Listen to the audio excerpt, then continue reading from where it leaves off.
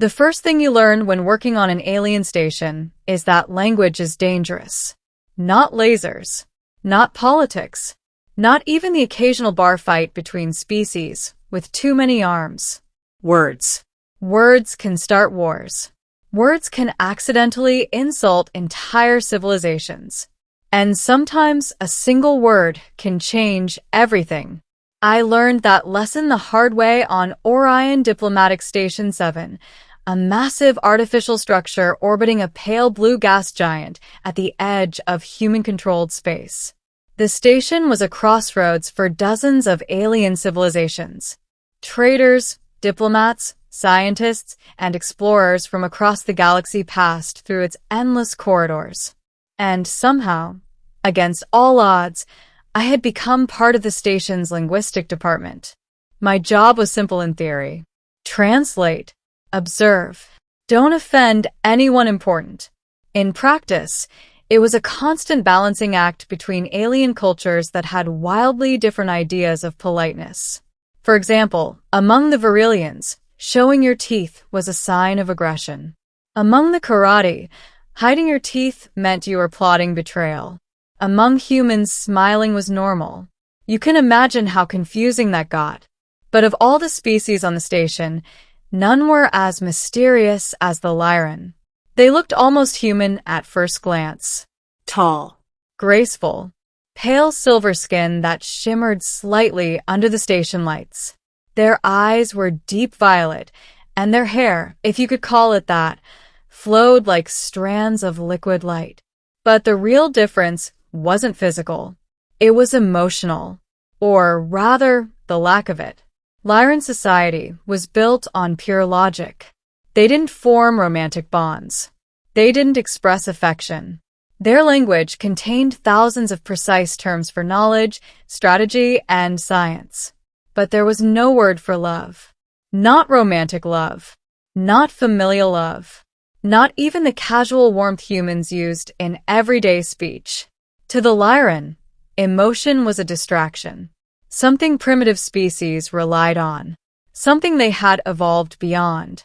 At least, that's what the official cultural report said. I believed them, until the day I met her. Her name was Alira. I first saw her in the station's xenolinguistic archive, standing in front of a floating holographic interface. She was studying human idioms, which, frankly, was a terrible place to start learning our language. Break a leg. Piece of cake. Hit the sack. None of it made sense without cultural context. She tilted her head slightly as lines of data moved across the hologram. Your species uses metaphor excessively, she said without turning around. Her voice was calm, smooth, almost musical. You're not wrong, I replied. She turned then. Her violet eyes studied me with analytical precision. You are human translator Daniel Carter, she said. Yes. You assisted in the translation of the Karate Trade Accords. That was me. She nodded slightly. I am Alira of the Lyran Research Delegation. Up close, she was even more striking. There was an elegance to the way she moved, controlled and deliberate, like every motion had been calculated. Nice to meet you, I said. She considered the phrase for a moment. Your statement indicates emotional satisfaction with this encounter, she said. Yeah. Interesting. That was the beginning. For the next few weeks, we worked together frequently.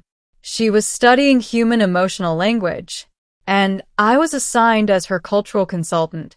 At first, our conversations were purely academic. She asked questions about human expressions. Why did humans say heartbroken when the heart remained physically intact? Why did humans describe positive experiences as warm? Why did people call strangers dear, sweet, or love? That last one fascinated her the most. Your species uses the word love in many contexts, she said during one session. Yes. It refers to romantic attachment, familial bonds, and general affection. Pretty much. She looked thoughtful. Yet your species also applies the term casually to acquaintances. Sometimes, yeah. Why? I shrugged. It's just how we talk. She studied me carefully. To the Lyran, such a word would be reserved for the most significant emotional bond possible. Humans are less strict with it. She nodded slowly, storing the information. Over time, our conversations became less formal. She asked about Earth, about human music, about why humans enjoyed stories so much. And sometimes she asked questions about emotions she couldn't quite understand. One evening, after a long research session, we were walking through the station's observation corridor. The gas giant below us glowed with swirling blue storms. Alira stopped near the glass. Humans often speak of beauty, she said. Yes. Is this what they mean? I looked out at the endless clouds below. Yeah, I said quietly. That counts. She watched the planet silently. I cannot fully interpret the sensation you described, she said, but I believe I understand the concept. She was quiet for a moment. Then she said something unexpected. Your presence has improved the efficiency of my research. I chuckled. I'll take that as a compliment. It was intended as one. Working with her became the best part of my job. She was curious in a way that most Lyran weren't. And slowly, she started adopting small pieces of human behavior. Smiling, laughing, even joking, though her jokes were usually extremely logical. Then came the day everything changed. We had spent hours analyzing emotional dialogue in human films, which was both fascinating and exhausting. As we left the archive, she handed me a data tablet. You assisted significantly today, she said. I stretched my arms. No problem. She hesitated. You appear fatigued. Just a long day. She studied me for a moment. Then she said something surprisingly gentle. You should rest. Without thinking, without analyzing it, I smiled and said, Thanks, love. The words slipped out naturally. Just a casual human expression.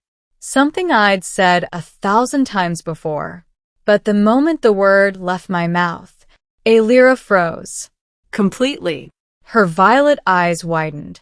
The data tablet slipped slightly in her hands. And for the first time since I'd known her, she looked genuinely shocked. The silence lasted several seconds. Then she said quietly, You addressed me using the term love. My stomach dropped. Oh no.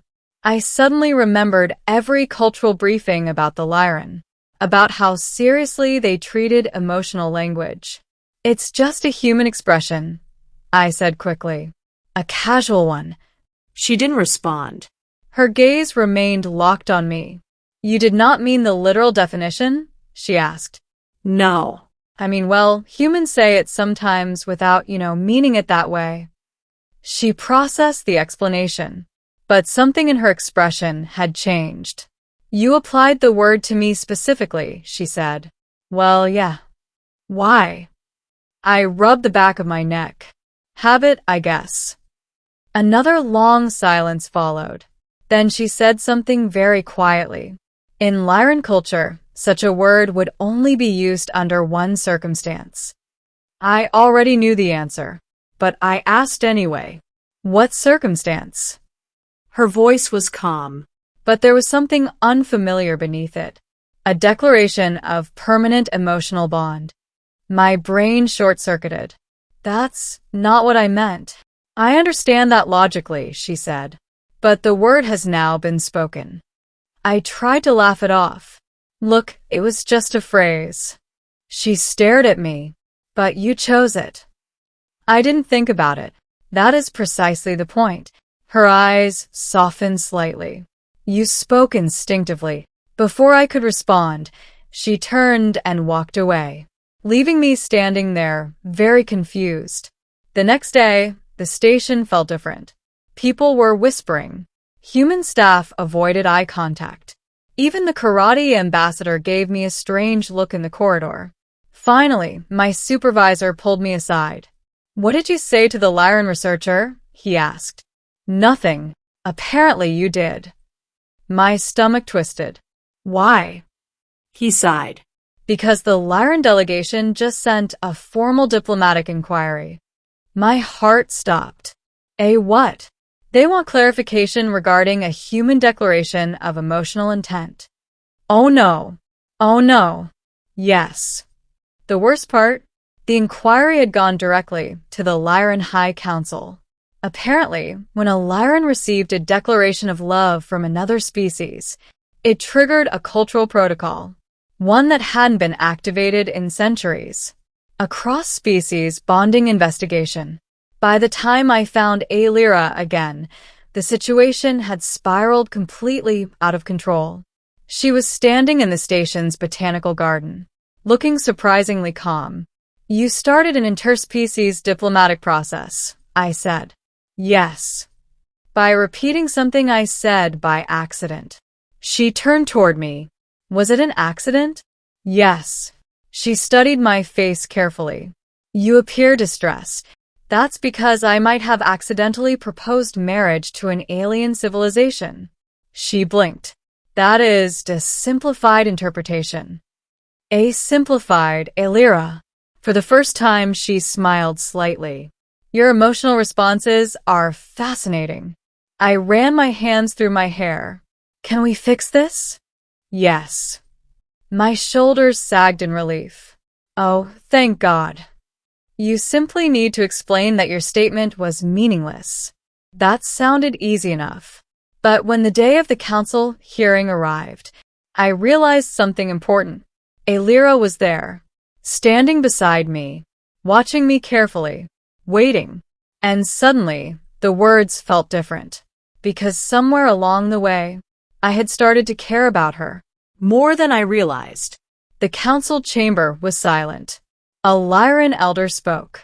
"Human Daniel Carter, did you declare emotional attachment to researcher Aelira?" Every eye was on me. All I had to do was say no. Simple, logical, easy.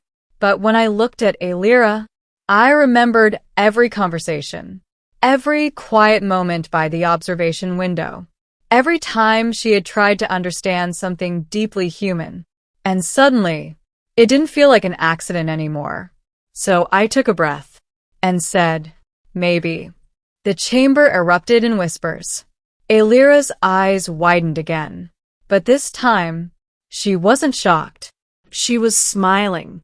And in that moment, I realized something extraordinary. The Lyran might not have had a word for love before, but thanks to one careless human phrase, they were about to learn exactly what it meant. And somehow, I had just become part of the first human Lyran love story in galactic history. Not bad for a guy who accidentally said, "Thanks, love." But something told me our story was just beginning.